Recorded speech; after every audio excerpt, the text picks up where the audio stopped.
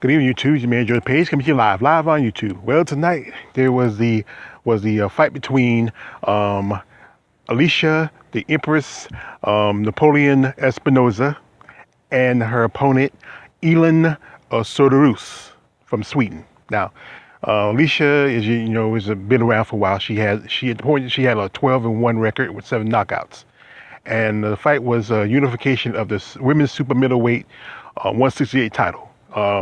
Elin held the IBF title as Alicia hold the WBA title. Well, the fight was pretty good. It was going back and forth. The ladies had put up a good performance.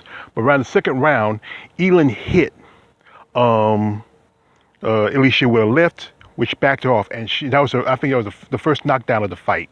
I mean, she took a big. I mean, she just staggered real good, and they got to give the standing 8 count. She came back, but it was going back and forth.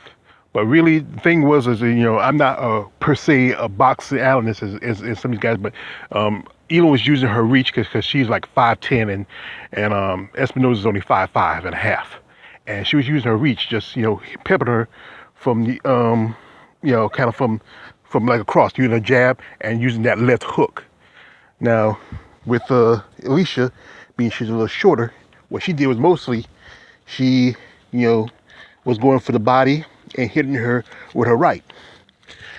Then, at one point in the fight, around about I think the 6th or 7th round, I think, no, for about the 4th or 5th round, Alicia did hit Cederroos with a good hit, but it wasn't not much to knock her down. She got pretty much got staggered, and then it just like I said, it went back and forth. One point, you saw you can notice that if you watch the fight, Alicia was bleeding from her left side of her around her eye, and that was a sign that I pretty much knew that she was going to win this fight, because the only way you can win that fight come back if you get a knockout. Anyway, they kept going back and forth, and still, Elin was hitting Alicia with that left. Just that left was her go-to maneuver, and Alicia kept pushing her back on the ropes, and there was a lot of hold up and collaring, a lot of holding in between in between during the fight, and then at one point, Alicia hit Elin so hard that her nose just exploded. Ooh, it was a bloody mess, and it was a real guts and battle fight. So when the bell was ringing and everything was over, the judges gave their count, and by unanimous decision, Elin Cederroos is now the is a unification champion in the women's super middleweight 168-pound division, which she takes Alicia's WBA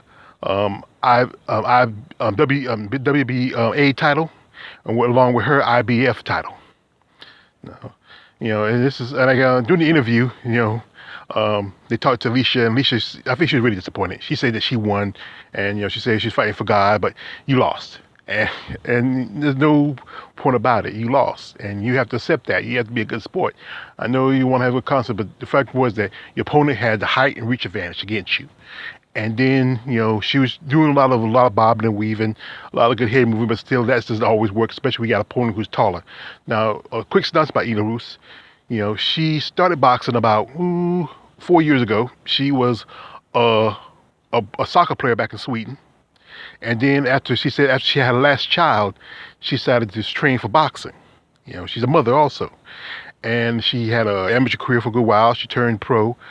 And then she started boxing, and now she has what is considered one of the best, a good record in the division, 8-0.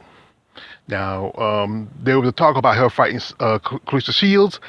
I don't think that's gonna happen. I mean, one thing is like Cederroos is still kind of fresh in the boxing community. I mean, this is her debut in the United States to fight for the unification of titles. And I think more likely, I don't think we're going to see her fighting in Clarissa anytime soon. The thing was that a lot of people thought that she was the underdog on the betting scale. Being that Alicia's a really tough opponent.